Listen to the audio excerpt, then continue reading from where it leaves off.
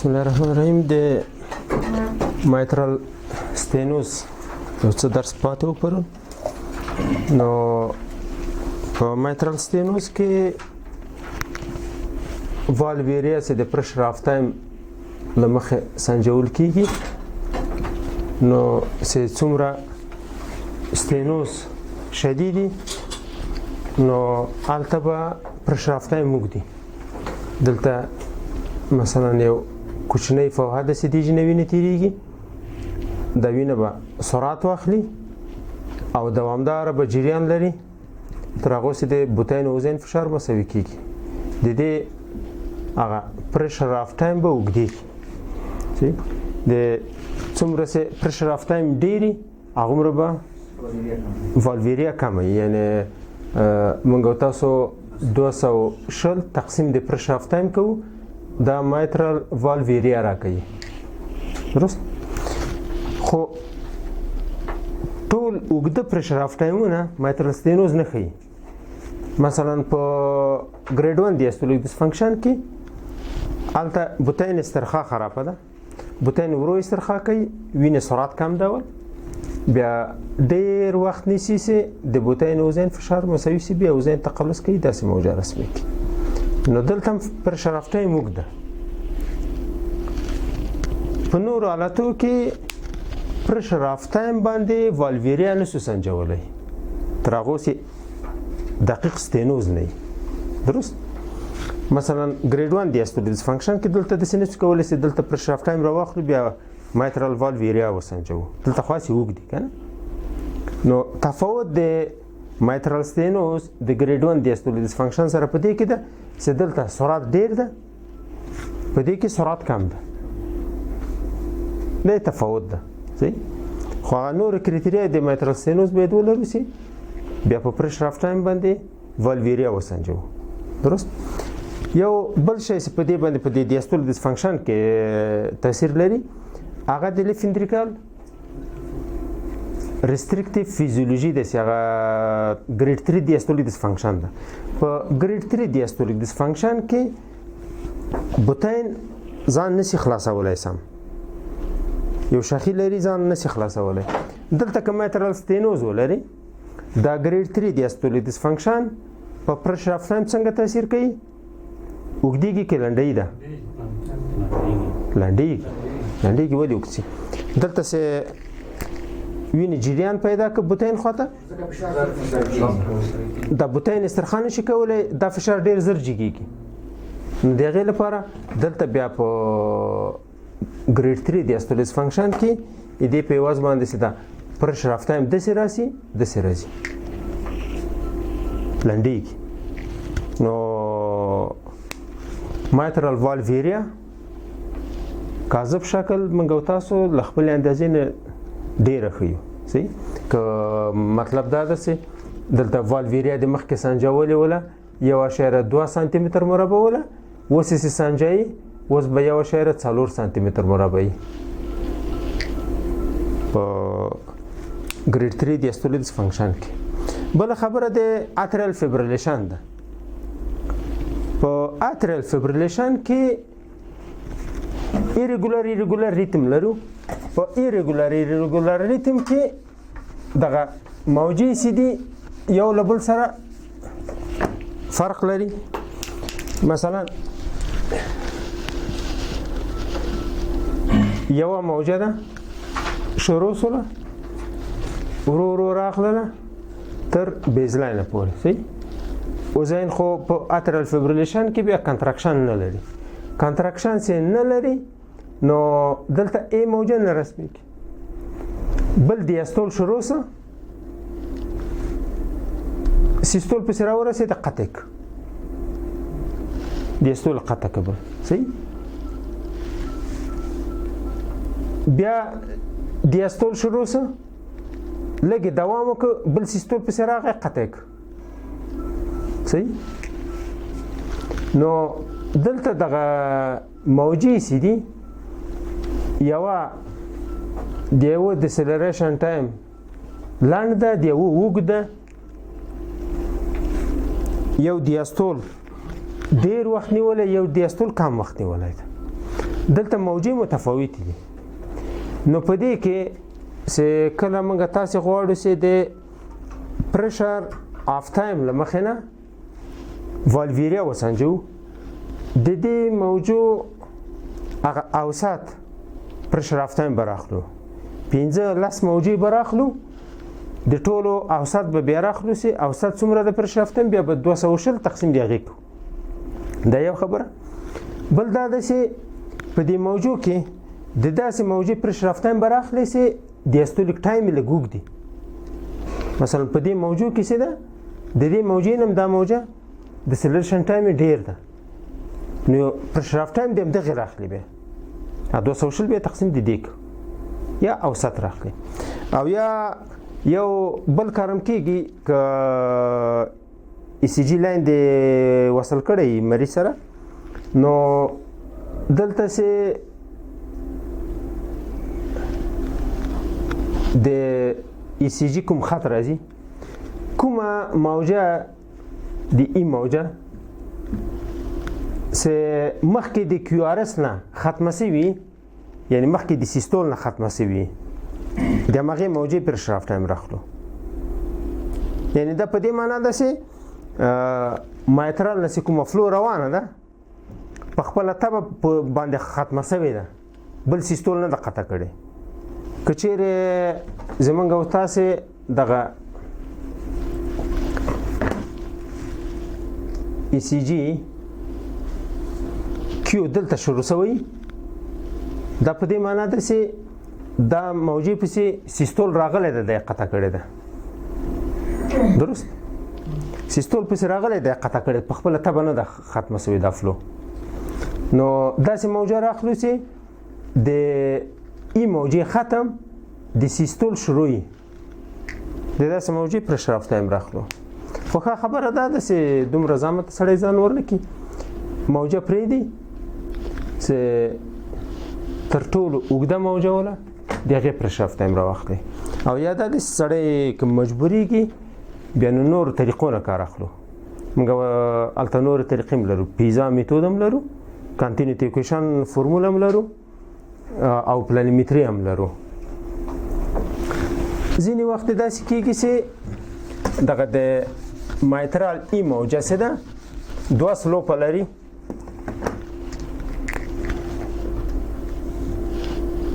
موجه شروع شوه، اکثرا خو داسې راځي موجه چې د دې پرشر آف ټایم بیا داسې راخلو، موازي د دې خط سره داسې راسو. ځینې وخت داسې کېږي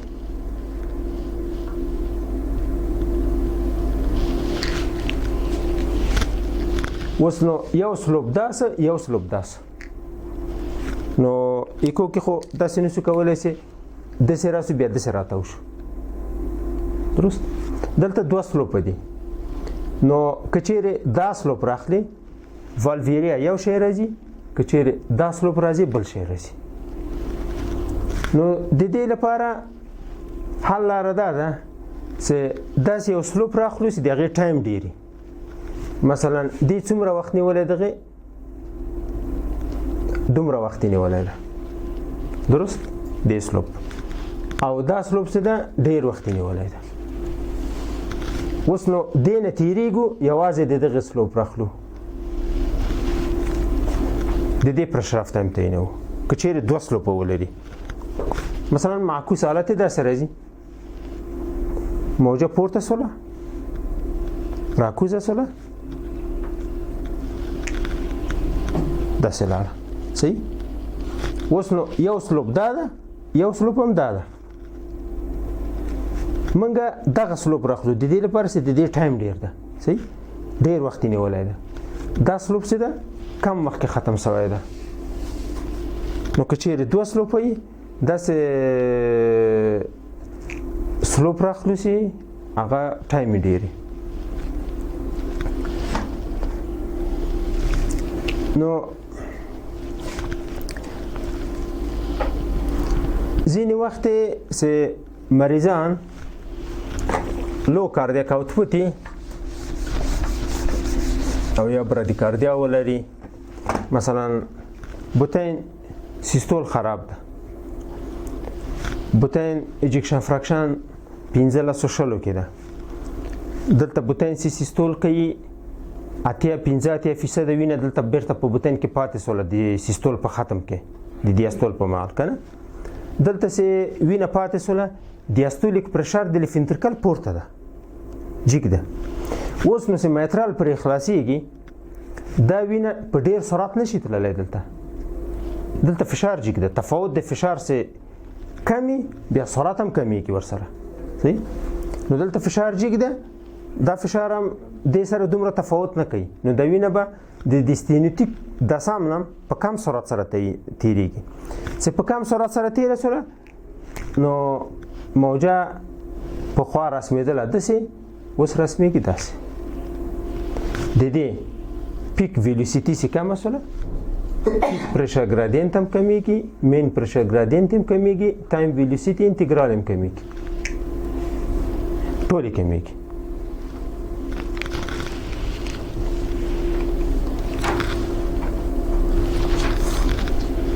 د اورټیک ریګورجیټیشن تاثیرات هم مخکې پرون ویلې. لفنترکل سیستالیک فنکشن کم سي هغه هم ویلې. نو میترال ریګورجیټیشن تاثیرات هم ویلې په باندې او اورټیک ریګورجیټیشن تاثیرات هم پرون ولوستل. یو شی چې د ځینې وخت هم میترال ستینوزي او هم اورټیک ستینوزي.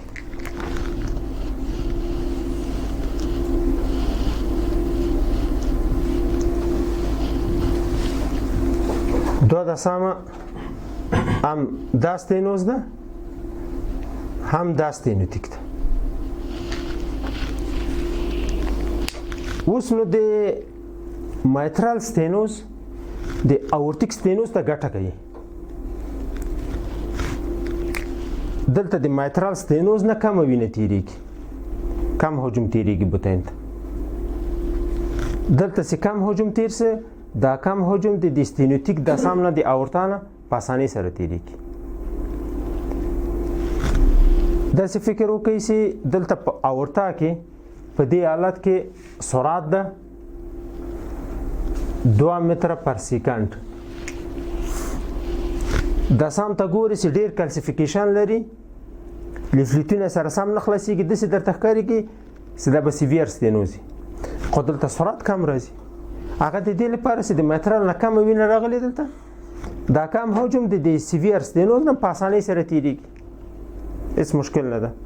خو دغه مریض ته که چیرې میترال د پې ورخلاص که، مثلا ناروغ لاړه تا نه میترال ریپلیسمنټ یې وکړه، والو ریپلیسمنټ وشه، دا د پې ورخلاص که دیجې نه چې یو دم ډېر حجم بوتین ته را داخل سي، دا دومره ډېر حجم چې د اورټانه بیا خارجېږي، نو دلته به ویلوسیټي جګې سي 4 متره پر سکند.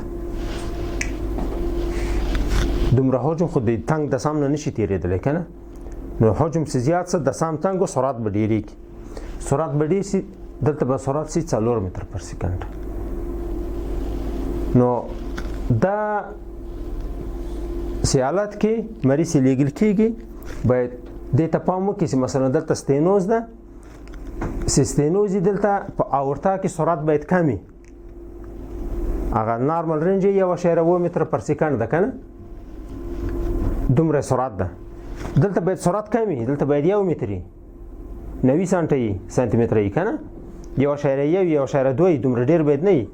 که دلته سرعت وخته 1.8 ته، په دې معنی چې دلته هم ستینوز شته، د دې چاره هم باید وشي. درست؟ پیک ویلوسیټي د دې کمه راوځي په دې حالت کې. نو بیا د اورټیک والف ایریا چې سنجوو، نو یا به په پلانیمتري باندې په شارټ اکسس کې سنجوو او یا به په کنټینیو اکویشن فورمول ته وراچوو. کنټینیو اکویشن فورمول ته هم چې واچوو بیا هلته دومره دغه نه راځي، غلطي نه کېږي پکې. په دې چې دلته بیا سرعت کمي، په الویوټي کې سرعت کمي، دلته بیا ډېرېږي. دا یو خبره. که چیرې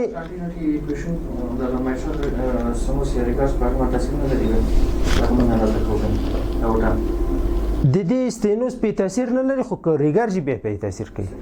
ریګرج په تاثیر کوي دا ریګورجیټیشن نسیدي او شانټونه سیدي د تاثیر کوي ستینوز په تاثیر کوي په کانټینیویکیشن باندې بل حالت دا ده چې کچېره مایترال ستینوزي او دلته اتریال سپټل ډیفیکټ ولري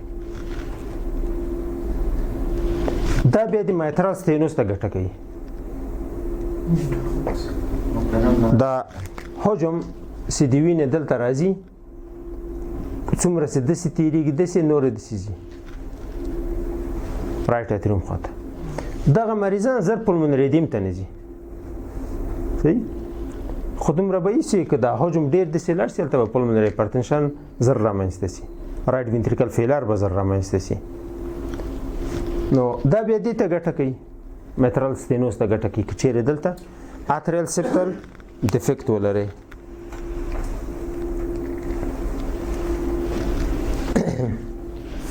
دا د پیزا دغه مو لوسته مونږ ویل که الایزینګ ویلیسي د څلوېښتو نه پورته بیا انګل سره غرض نه کوو او که چیرې مایترال ستینوز جیټ اکسنټریک بیا کلر فلو ایمیجینګ نه مرسته غواړو اوس مثلا که جیټ داسې مرکزي خو خط داسې پې واچو موجه رسمي کړي ځینې وخت داسې کېږي چې دغه جیټ اکسنټریک داسې ځي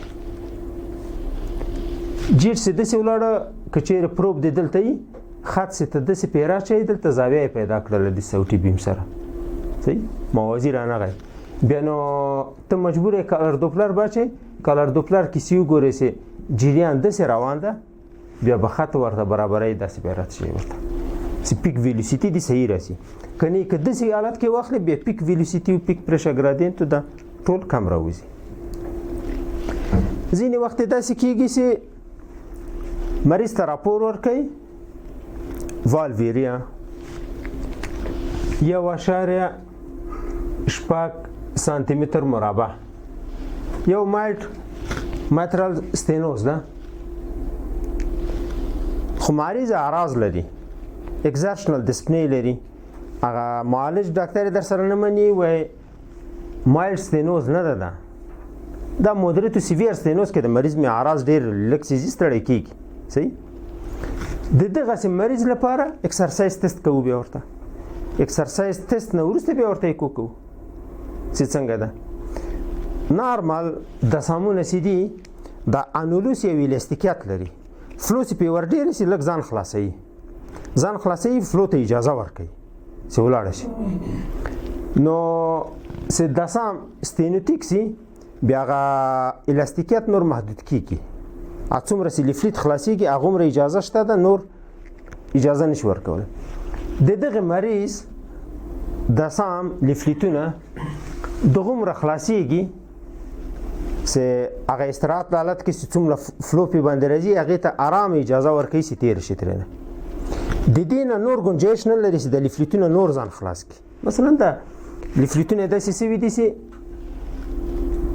دا یو لیفلیټ دا بل لیفلیټ صحیح دا لیفلیټ دلته دا کمیسورونه سره نښتي دي د لیفلیټونه دلته سره نښتي دلته سره نښتي دي صحیح دغه لیفلیټ د دې جین او دې جین سره خلاصېږي دغومره سایه کې استراحت حالت کې همدغومره خلاصوی ده وینې سرعت کم ده ترېنه والویریا مو سنجولی 1.6 سانتي متر مربع راغله چې کله اکسرسایز کوي نو د دې نه اضافه نور لیفلیټ نشي خلاصېدلی هلته چې فلو پې ور ډېره شوله نو فلو چې د دې نه تېره نه شوله دلته ستازس رامنځته کېږي لیفټ اتریوم کې فشار دفعتاً لوړېږي پلمونري وین کانجیشنو پلمونري هایپرټنشن مریض زر یا پلمونري ایدیم ته ځي او یا زر ډسپنی کېږي صحیح نو د دغسې مریض لپاره بیا عملیاتونه زر کېږي یعنی دې ته نه پرېږدو چې د موږ هغه رینج چې ده هغه سیویر ستینوز ته ورسېږي که نه په اکسرسایز ټیسټ کې یوازې دا توپیر کولی شو چې د مریض اعراض ولې دي صحیح کېدای شي چې د مایترال ستینوز له وجې نه وي دا مریض اګزرشنل ډسپنی لري علت مایترال ستینوز نه وي کله داسې اکسرسایز ورکړو کېدای شي مریض اسکیمیا ولري دلته والموشن ابنارمالټي رامنځته شي سیستالک ډسفنکشن رامنځته شي اګزرشن ډسپنی کېدای شي د هغې له وجې یا کېدای شي چې پولمونري پریشر په استراحت حالت کې 25-30 کې ده چې اکسرسایز ورکوي یو دم 40-45 ته جګ شي اګزرشن ډسپنی کېدای شي د هلته د پولمونري هایپرټنشن له وجې یا د ډیاستولیک ډسفنکشن له وجې د لیفټ وینټریکل ډیاستولیک ډسفنکشن له وجې نور علتونه ولري خو په مایترال کې کېدای شي چې داسې یو حالت شي هلته پیک ویلوسیټي کمه وي په استراحت حالت کې چې اکسرسایز ورکوي یو دم ډېر زیاتېږي اکسرسایز کې خامخا لږ تفاوت کوي د نارمال سره خو په ځینو مریضانو کې تفاوت بیا ځکه ډېرې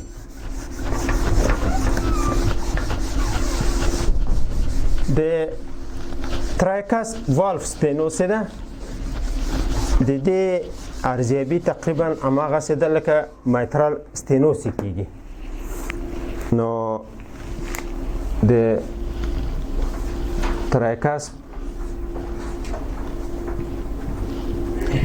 سټینوس اسباب تقریبا د مایترال غوندې دي خو ځینې د سامو کې یو علت ډېر عامي یو علت پکې کمي مثلا په مایترال کې مونږ ویلی چې روماتیک فیور علت ډېر ده په اورټیک والف کې ډیجنراتیو کلسیفیکیشن ډېر رول که نه عام علت و دغه کارسینوید هارت ډیزیز چې ده په کارسینوید کې دا خو تومور ده اصلا د ایلیوم تومور ده بیا میتاستاز ورکوي کبد ته بیا په سیستمیک النس کې ولولو نو هلته ځینې مواد هیستامین و برادیکینین و سیروتونین دا شیان افرازي هغه چې راځي د ترایکاس نه تېرېږي دا په ترایکاس باندې اغیزه کوي نو ترایکاس پلیفلیټونه ضخامت یې ډېرېږي چې ضخامت یې ډېر څه اکثرا ریګارج ورکوي ډېر کم واقعیت دي چې هغه ستینوز ورکوي نو کارسینوید سندروم څه ده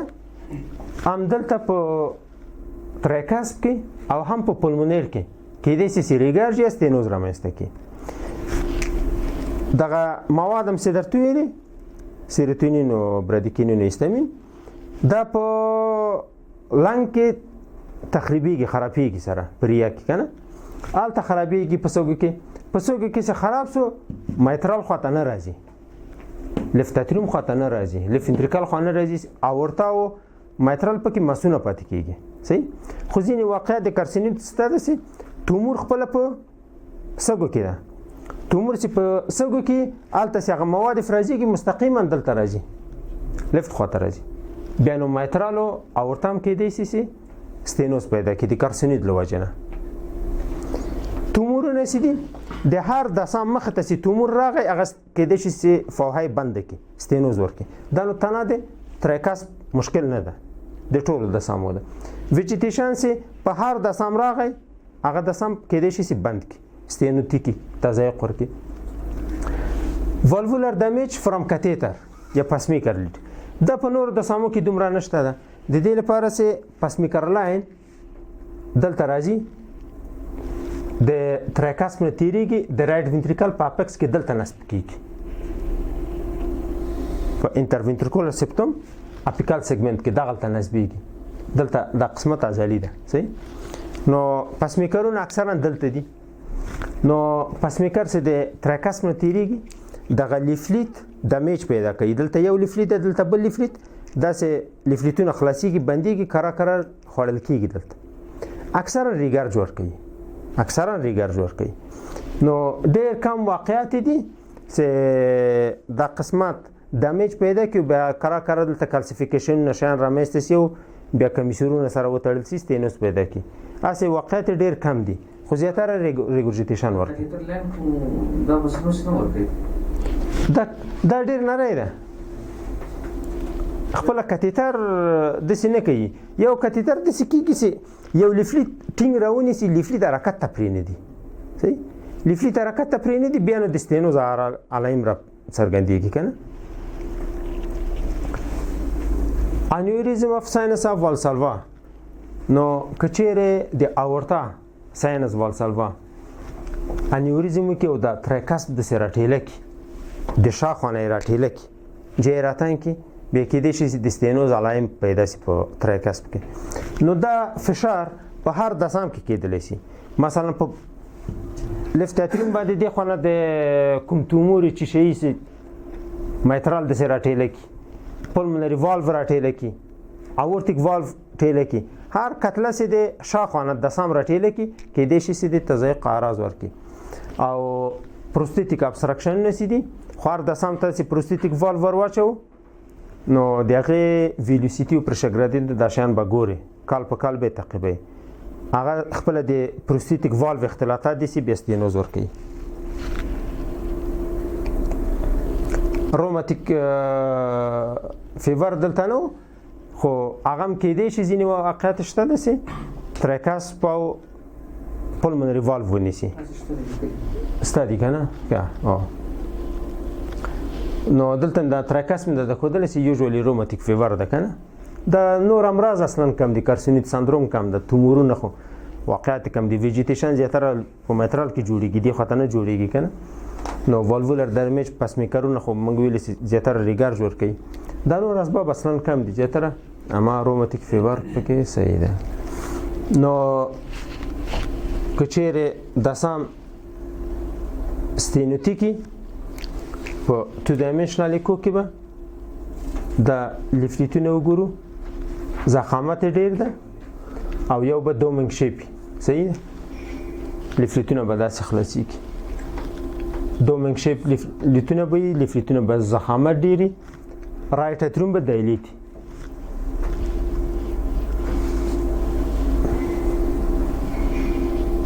دا به داسې دایلیټ شوی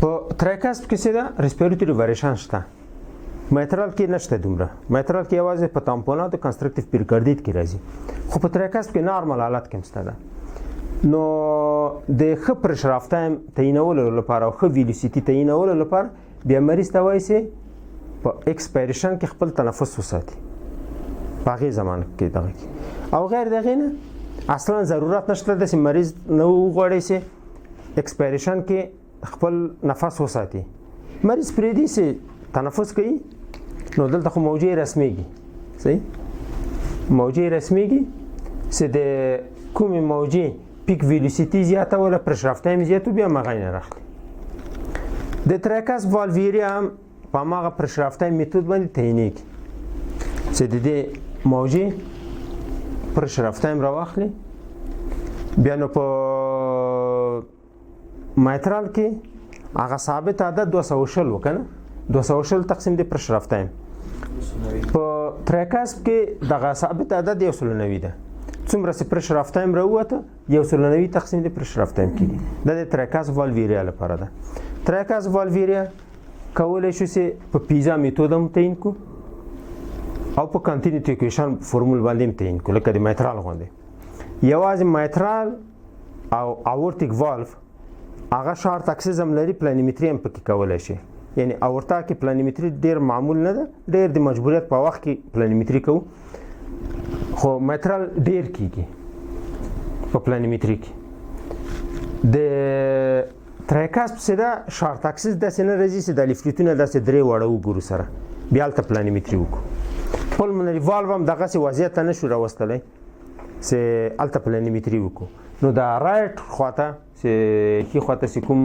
د سامونه دي تریکاس په پلمونر د په پلانیمتري باندې نه کیږي یوازې پرشر اف ټایم کنټینیوټي ایکویشن او پیزا میتود نو په تریکاس کې څه ده مین پرشر ګریډینټ چې د ونه زیات څه سیویر ستینوز ده یا پرشر اف ټایم دی 190 ډیر څه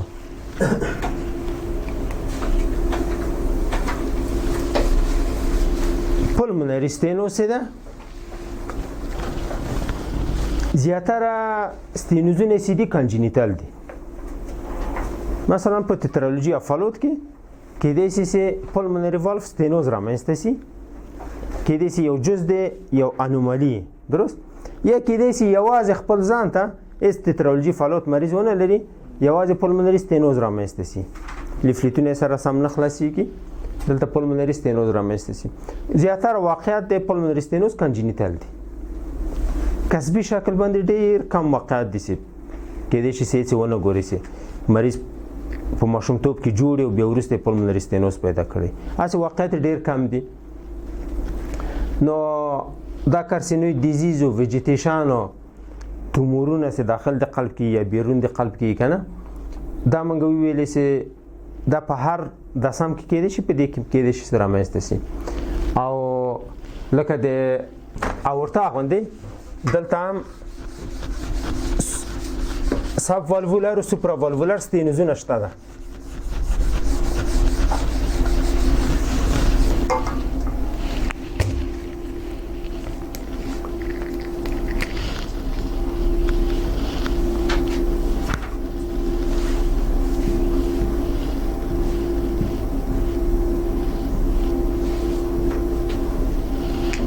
شارت اکسس کې اورټیک لیول دلته پلمونري والف ښکاري. نو د پلمونري والف ارزیابي لږ مشکله په دې ده چې دا شارت اکسس کې پلمونري والف ډېر روښانه نه ښکارېږي چې ټول فریتونه سړی سم وکتلی شي.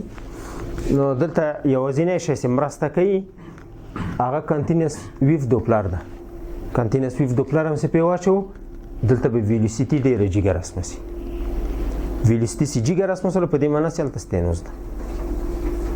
نو ډېره دقیق ارزیابي دي په ما کنټینیوس ویف دوپلر باندې کېږي چې دلته سرعت ډېر ښکاري. نو په سب والوولر ستینوز کې ستینوز په دې کې مثلا دلته د رایټ وینټریکل عضله ده، دې خونه عضلات راغلي دي، دلته ستینوز پیدا کړی ده. دا سب والوولر ستینوز ده. وینې چې دلته سرعت واخیسته دلته خو نه ودرېږي، دلته په همغې سرعت سره تېرېږي. کنټینیوس ویف دوپلر سیار چې موجه داسې جګه رسمه کړي. اوس نو د تشخیص تفریقي لپاره مجبور یې چې دلته پلس ویف دوپلر واچوو. پلس ویف دوپلر هم چې واچوو دلته سمپل والیوم ږدو. که چیرې پلمونري ستینوزي نو سرعت خو دلته ډېر دی، بیا دلته ډېر کم سرعت په رایټ وینټریکل آوټ فلو کې. نو دلته چې سرعت کم راغی په دې معنی ده چې ستینوز په دسام کې ده، د دسام شاته سرعت کم ده. که چیرې دې ځای کې سرعت ډېر راغی په دې معنی ده چې سب والوولر ستینوز ده. چې دا سرعت او دا سرعت سره فرق نه کوي، نو په دې معنی ده چې سب والوولر ده. وینې د دې نه سرعت اخیسته دلته په همغې سرعت سره تېرېږي. که چیرې سوپرا والوولر ستینوزي مثلا دلته په شریان کې یو تضایقي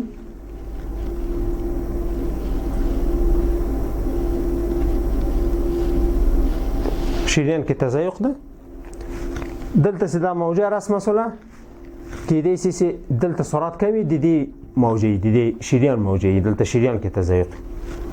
نو دلته بیا پلس ویف دوپلر اچي. پلس ویف دوپلر داسې په دسام واچو، دسام کې سرعت کم راوځي. چې لاندې راوړي پلس ویف دوپلر دلته به بیا سرعت ډېر. نو پلس ویف دوپلر د یو خاص منطقي سرعت موږ ته ښیي. په ځینې ناروغانو کې داسې وي چې قصداً دلته ستینوز ایجادېږي په عملیات وخت کې. مثلا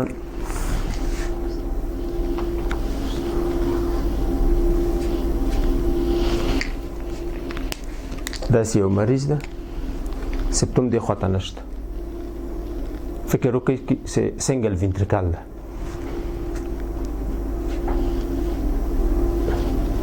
دا شریان دی،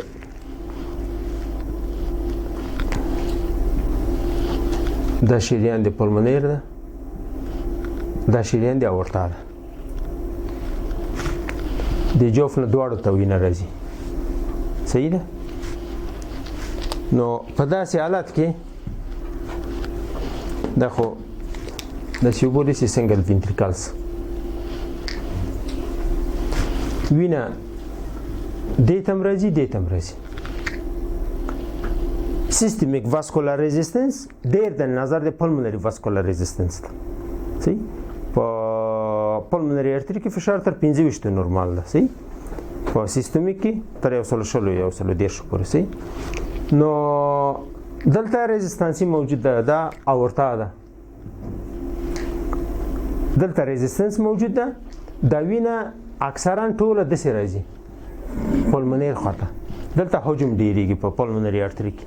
پولمونری ارتري کې سه حجم ډیر سه الته مریض ته یو سرعت تنفس او ډسپنی او داشن پیدا کیږي چې سپنداشه. د دې لپاره د تداوی لپاره په دې دا یو مغلقه پروسیجر ده. د ته اوسنه کېږي چې دا بوتن ته حجاب ورواچي دا کی به دې لپاره یو میتود ده چې دغه او پولمونری والف ته رنګ ورواچي. دی باندې خونه رنګ د سه ورواچو د شریان ته فشار ورکوي. سي فشار ته د شریان ته د فشار ورکو دلته تضایق را پیدا کیږي په د پولمونری والف کې. پولمونری والف کې سه تضایق را پیدا سه دلته د فلو په مقابل کې ريزستانس رامنځته شو. دته دومره فشار ورکوي سه دومره وینه سه دلته راځي د غمره دلته راسي ډیر رانشي پولمونری ارتري ته. نو یوازینی تداوی ده که چیرې ماشومان عملیات کړي او داسې یو مغلقه کمپلیکس کانجینیتال هارت ډیزیز ولري عملیات کړي لټای سي پاتولوژي خو هغه پاتولوژي د خیر عملیات څه الته ځای بیا پولمونری ارتري تعقیب کې پولمونری ارتري ګوري چې دلته یو چیرته تضایق شته اکثرا دلته رنګ ورچولې به د دې پرشه ګرادینت بیا مهمه ده چې څومره ده. صحیح. نو دا غوی د عملیات په وخت کې الته سنجش کوي چې دغه مرتضی خورکو پر شګرادین به دومره سي کنه. نو سه پر شګرادین د دې په اندازې راوړي چې دلته ريزستانسي دومره سي لکه چې اورتا کېده. دام د ستینوز غونډه خیال ورکړي دلته چې کانټینیوس ویف دوپلر په باندې واچي لکه سوپرا والوولر ستینوز غونډه موجه جګه رسميږي. د پولمونری ستینوز نه د ټولو د سامونو هغه ډیر مهم شی څه ده هغه مین پرشه ګرادینت ده. سیالته په مین پرشه ګرادینت باندې موږ والویریا سنجو چې څومره ستینوز څومره شدت لري. یوازې په پولمونری ستینوز کې څه ده دلته مین پرشه ګرادینت دومره ارزښت نه لري لکه پیک پرشه ګرادینت سره ارزښت لري. د دې لپاره په دې جدول کې پیک پرشه ګرادینت راغلی دا والویریا راغلی ده. نو سه پیک پرشه ګرادینت د 40 نه پورته سي دا سیویر ستینوز ده. نو د تر 25 پورې 25 نه سي پورته کیږي تر 40 پورې مودریت ستینوز او د 25 نه سي کمی دا مایل ستینوز ده. ریګورجیټیشن نه بل خیره بیا سبا ولولو.